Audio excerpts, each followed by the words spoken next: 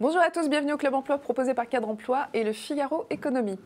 C'est une multinationale de l'agroalimentaire, 75 000 salariés dans le monde, 33 milliards de dollars de chiffre d'affaires. Alors vous allez me dire, ça va, on connaît la chanson, hein, encore une World Company, un de ces gros paquebots, on est juste un numéro. Oui, mais quand même, ouvrez vos chakras parce que dans cette compagnie, qui n'est même pas cotée en bourse, hein, et ceci explique peut-être cela, plus de 9 salariés français sur 10 sont fiers de dire à leurs copains qu'ils y travaillent.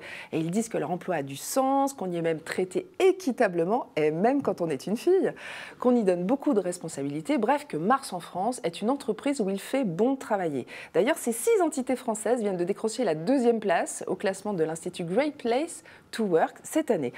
Alors, qu'est-ce que l'employeur Mars en France a de si différent pour susciter une telle adhésion ? Eh bien, nous en parlons avec Myriam Cohen-Belgreen. C'est la PDG de Mars Pet Care & Food en France, l'une des 6 entités de Mars.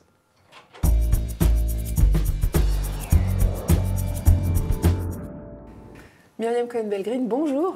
Bonjour Sylvia. Et soyez la bienvenue. Merci. Alors, d'abord, femme et PDG.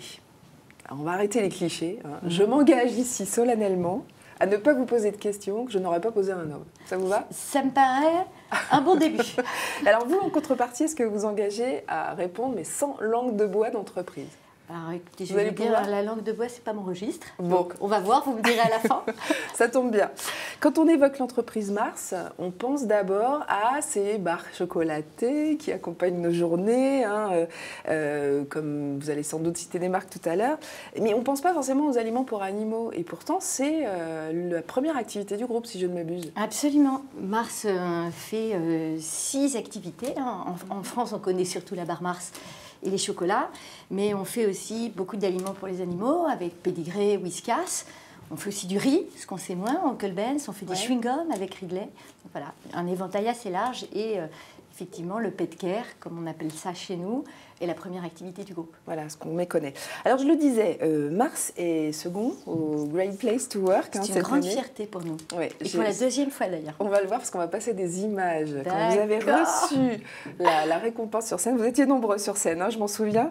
Alors je rappelle que c'est un classement qui est établi par les salariés hein, eux-mêmes, enfin je veux dire qui est fait à partir de l'avis des salariés. 9 salariés sur 10 en gros hein, sont super contents de bosser chez vous. Et puis, qu'est-ce que je vois ce matin ? Le classement Universum, donc, qui est paru hier, plutôt, vous n'apparaissez qu'à la 55e position des entreprises préférées des jeunes diplômés d'école de commerce. Ouais. Tous vos concurrents sont devant. Enfin, c'est pas pour ça que je vous pose la question, mais je voudrais savoir, c'est pas agaçant, ça ? Non, c'est pas agaçant, je ne suis pas surprise de ce que vous me dites. En étant 55e d'ailleurs, c'est sorti hier, ça veut dire qu'on progresse. Et c'est tout simplement parce que pour le moment, on n'a pas travaillé cet aspect-là de se faire connaître auprès des étudiants.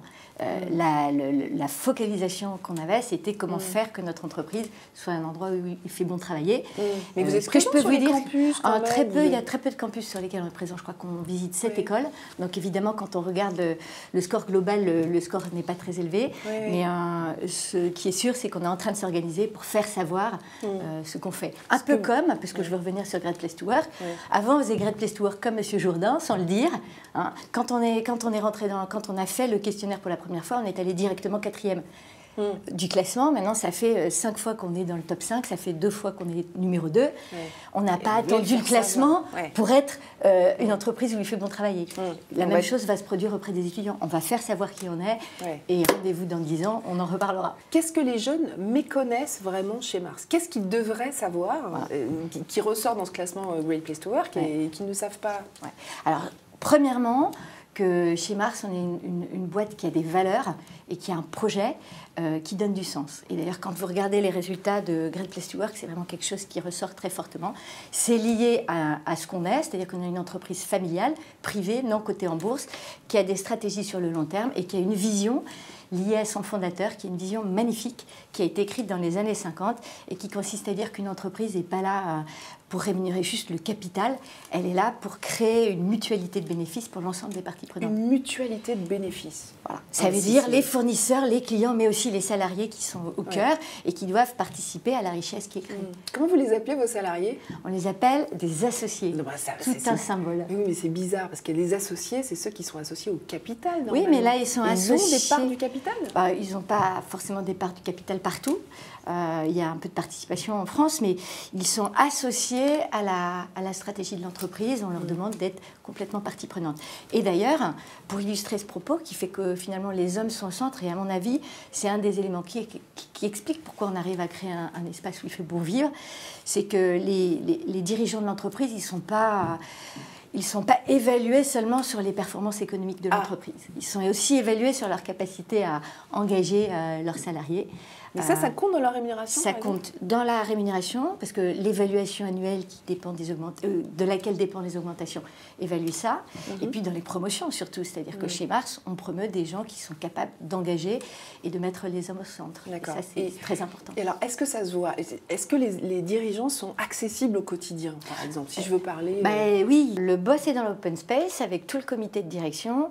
Il n'y a pas de cloison et c'est un grand visuel pour dire qu'on veut que n'importe qui puisse s'adresser à n'importe qui. D'ailleurs, on se tutoie tous chez Mars en termes de statut. On met ça dans plein de boîtes. Non, mais je vais vous dire quelque chose que m'a dit Victoria Mars quand je suis rentrée. Elle m'a dit, parce qu'elle voit tous les nouveaux directeurs généraux, et elle m'a dit, je vais te dire quelque chose de très important. Tu rentres chez Mars, tu es directeur général, tu n'es pas plus important que n'importe qui dans cette entreprise. Ah ouais, dites donc. Donc c'est quelque chose autour de l'égalité de traitement qui est très visible. Que représente la France quand même pour le groupe Mars en termes de part de marché? Ça reste important ou pas? C'est 2 milliards sur 35, sur 20 milliards, c'est à peu près 10%. Ouais. C'est le troisième pays en termes d'emploi. On a quand même 8 sites en France. On est un très gros employeur en France. On est 4200 collaborateurs. Donc oui, c'est un gros pays pour Mars. Une vraie présence, une vraie volonté de produire en France. Voilà, pour l'instant, pas de délocalisation prévue. Non, on a des sites autour de Strasbourg, dans le Loiret, autour de Montpellier, à Émargues. Donc voilà. On est considéré comme une entreprise américaine, mais en fait, on est un employeur français. Mais alors, quelles sont les autres zones mondiales où Mars se développe? Est-ce qu'il y a dans les pays émergents, par exemple, où est-ce que vous gagnez des parts de marché? On gagne des parts de marché dans tous les pays en développement, en Asie énormément, en Amérique latine. Voilà, et aussi, après, la structure de notre... On a à peu près un tiers aux États-Unis, un tiers en Europe, et puis l'autre tiers ailleurs, et avec un fort développement sur ces pays en voie de développement. Alors, si vous étiez un jeune diplômé aujourd'hui, est-ce que vous n'auriez pas quand même plus intérêt, plutôt que de commencer en France, à aller commencer dans un de ces pays justement émergents où Mars est en train de développer son business? C'est pas plus intéressant pour un jeune? Oui, mais vous savez, c'est des problématiques business différentes qui sont aussi intéressantes. Dans un cas, c'est accompagner de la croissance, développer des marchés qui se développent et qui se créent. Parce que, par exemple, quand on prend le pet care, il y a plein de marchés où ce marché est en train de se créer, comme il s'est créé il y a 40 ans en France. Mais dans les pays très mûrs, il y a d'autres problématiques qui sont extrêmement intéressantes. C'est comment on fait du business autrement, en intégrant mieux les différentes problématiques à venir. Le digital qui est en train de complètement changer les façons de travailler. La sustainability, comment est-ce qu'on travaille en ayant moins d'impact sur l'environnement. Tout ça, ça change les pratiques. Et c'est bien les pays les plus mûrs qui vont être ceux qui vont développer ces nouvelles pratiques. Donc, je dirais, ça dépend de ce qu'on aime. Et il y en a pour tout le monde, et dans les deux cas, c'est intéressant. Alors, on va parler de vos recrutements, parce que je sais que vous recrutez encore cette année. On lui donne quelques chiffres. Vous prévoyez combien d'embauches En général, chaque année, on recrute entre 300 et 500 personnes. D'accord, ça ne change pas. Ça change pas. Et pour la division que vous dirigez, pour Pet Care, vous recrutez à peu près combien de personnes? Moi, je dirais, ça doit être... on ne va pas être loin des 60, 60 personnes. Plutôt des jeunes diplômés ou des expérimentés? Plutôt des jeunes. Il y a, disons, principalement des vendeurs, un peu de marketeurs et puis des opérateurs. D'accord. Et pour le digital, vous recrutez justement? On vient de recruter, là, on vient de faire 5 recrutements sur le digital. Ah oui, donc c'est vraiment en progression. Justement, dans le Pet Care, ce que vous dirigez, est-ce que vous recrutez des profils particuliers? qu'il faut aimer les animaux? En général, ça fait une sélection naturelle parce que ceux qui n'aiment pas les animaux, ils ne viennent pas. Et c'est vrai que c'est un frein. Il y a à peu près une personne sur 5 qui dit « ça ne m'intéresse pas de travailler sur ce genre de marché ».